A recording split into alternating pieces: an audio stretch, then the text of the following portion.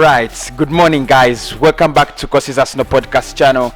My name is Kossi and this is your early Arsenal news.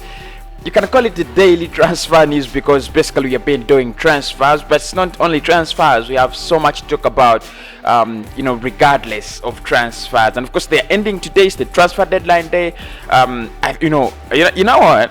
The truth is, I thought the transfer deadline day was yesterday, and as looking at those stories that were actually running around, but it is today. It's ending today at midnight. So make sure you're following till the end. Today is the transfer deadline day. Arsenal, are we bringing in anyone? Are we trying to offload some players off the radar? We are going to be discussing that and more. Joan, Jack Grealish, all those transfer stories have been, should I say, cropping up little by little, and we are gonna be discussing them as they come in here on the Arsenal podcast. Smash the like button, let's get them to 500. As usual, comment with whatever you want on this video, especially in regards to transfers, because I think this is the last transfer video I'll be doing this month. Then we will resume transfers at least in April, because that is where I think we'll be very close to the summer transfer window. Much of the programs shall be doing will be digesting Arsenal views and opinions and news, but I'll try to keep you updated and posted with wherever is going on. The weekend was a very good one, if you ask me. We had a draw against Manchester United. We have not lost to Manchester United in now a year. We have not lost to Manchester United. They have an unbeaten run away from home, that is of 18 games. We are the last team that actually beat them. It was 2-0, Granit Xhaka getting onto the score sheet, and we are also the last team that actually beat them at the Old Trafford. That 1-0 victory, and that means this season they have not beaten us. United have not actually beaten us. They have only taken 1 point away from us, and I think it was deserving. They deserve to get the point. They deserve to get 3 points. They had better chances than we did, but I think because we were at the Emirates Stadium, we should have won that game. We were at home. We didn't set out to win the game, and I said it over the weekend. We didn't set out to win the game. We were like more of, we played more of a draw. It's like we wanted a draw. It's either because we lacked so many players. We missed Kian Tierney, we missed Pierre-Emerick Aubameyang, and Bukayo Saka, who is our key player in our key setup. Or it's either, the reason that Manchester United was so good and they wanted to bounce back from that Sheffield United win, so they started with a lot of vigor. Either way, it was a 0-0 draw. Arsenal, Manchester United. Arsenal moving to now position 10, and Manchester United retaining their second position on the table. Now, the reason as to why I'm here is to talk about the transfer that's roaming around. Arsenal want Jack Grealish and Joan in the summer. That is the first piece of news I'm going to be discussing this day. But of course, like I said, I'll be discussing much of the transfers as they come in. Especially those that could be done on the next few hours. Players leaving and players arriving at Arsenal. The first player I'll talk about is Jack Grealish. He's been linked with Arsenal, and this could be a 100 million move. Can actually Arsenal move for such a deal? Can we go for such a deal? 100 million. It looks crazy. It sounds crazy to hear that Arsenal would go to sign a player for 100 million. Of course, depending on the financial circumstances that have affected our club for the past decade, for the past 15 years. We have not really got down in the market and been a big threat when it comes to signing players. But for me, I think Grealish is a perfect Arsenal player. Okay, he is not a perfect Arsenal player, but he is a perfect Premier League player. He moves, he walks straight into any Premier League side, this season, whether in the bottom 10 or in the top 10. He just moves straight in. He moves straight into Chelsea, moves straight into Liverpool, he moves straight into Manchester United, and of course for the past 3 months, 5 months, even in the last transfer summer, he was closely linked with Manchester United, because of course I think they are the only club right now that have that kind of money to spend on a player like Jack Grealish. Aston Villa last season, if they had got relegated, probably they could have have sold him at 40 million or 50 million, but right now he is, he extended his contract in the summer. He's doing so well. So if you want to sign him, you're looking at around 80 million, and 80 million plus. And I think Aston Villa, will be very, very proud if he stays.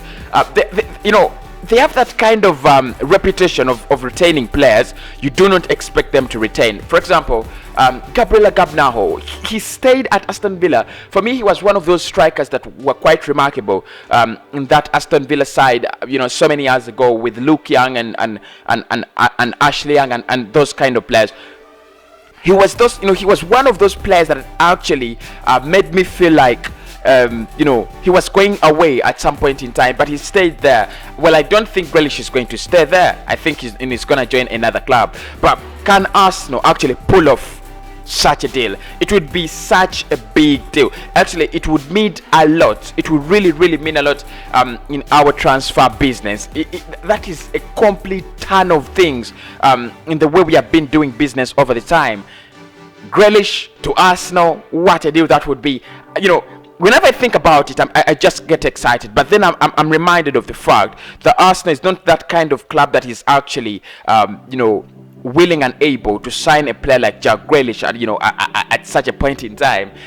It's not easy. It's not easy for Arsenal to spend 80 million. It's not easy for Arsenal to spend 90 million on a player like Jack Grealish, however much we need him. And the problem is, for example, is you cannot sell anyone at Arsenal for 50 million because if you were gonna sell a player, for example, say Matteo Guendouzi, or you're gonna sell anyone for 50 million, then it would make sense. You would say we're gonna sell a player for 50 million, add some 30 million, and get a player like Jack Grealish, who I think is would be very, very, very key at Arsenal. Just look at how he has transformed Aston Villa. Whenever he's not in the game, Aston Villa literally does not exist on the pitch. Whenever his performance is up in the air, up in the sky, Aston Villa, are rest assured they're gonna win that game. So anyway, let us wait and see. This is a deal that could be done in the summer, just like the Yavis Bissouma deal.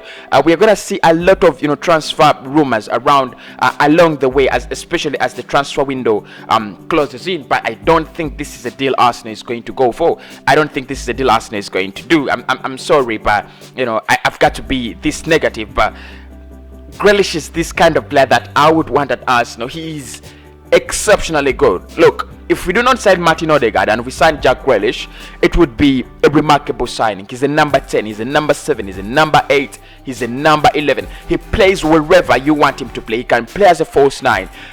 He is this versatile. He is that talented. For me, he is right now the most talented, British player, you're looking at. He is the most talented UK player you're looking at. There is no other. It's not Rashford. It's not Phil Foden. It's not Mason Mount. It is Jack Grealish. He is exceptionally good. Look at the work he's doing at Aston Villa. 2 consecutive seasons, and he is just becoming better and better. You get him into Arsenal, he is done. Yeah, he is just fitting in. And of course, if you just imagine, getting Jack Grealish and partnering him with Thomas Partey, how the mix could actually look like. But the other player we have to look at this early morning is Joan, another player that we've been linked closely with in this January transfer window. However, a move did not happen because Sevilla were reportedly very, very, very ready and prepared to say no to any deal that could actually see them take Joan away from the Spanish La Liga side. And according to the Sports Mall, they're saying that we actually want to go back for Joan in the summer, but we shall have to face off competition for almost 4 Italian clubs. That is AC Milan, Juventus, Inter Milan, and obviously Napoli. So those are the clubs interested in Joan in the summer. Well, look, I think we need another midfielder. Granit Xhaka might be on fire, but it's not going to be on fire forever, and he's aging. So we need someone who is quite younger, providing us with at least longevity. For example, he's going to move for going to stay at the club for 4 years, something like that. And then the other thing I'm gonna think about is if you sign a player like Joan, you're looking at you know, a player who is going to complement Thomas Partey. You know, many people were telling me Partey was not looking good at against United, and I do agree. And he admitted it himself that he was not actually in his best form against Manchester United. But I think he needs a player who could actually complement him very well. And for me, that could be Joan, that could be Yavis Bissouma, that could be anyone. Of course, he could cost us almost £45 million. That is very expensive, isn't it? Very expensive. Instead of going for Jordan, then I would go for Michel Sabata in the summer. But we shall see how things actually man up there in the summer. So those are the two big transfer names that I actually wanted to talk about before we enter the deadline day stories, which we should be starting at exactly 2 p.m. today. At exactly 2 p.m. I'll start the the deadline day transfer rumors. Patrick Van Aanholt, Ryan Bertrand, who could actually who could Arsenal actually sign this January transfer window? Is there anyone we are sure that is going to come in the last days of the transfer window?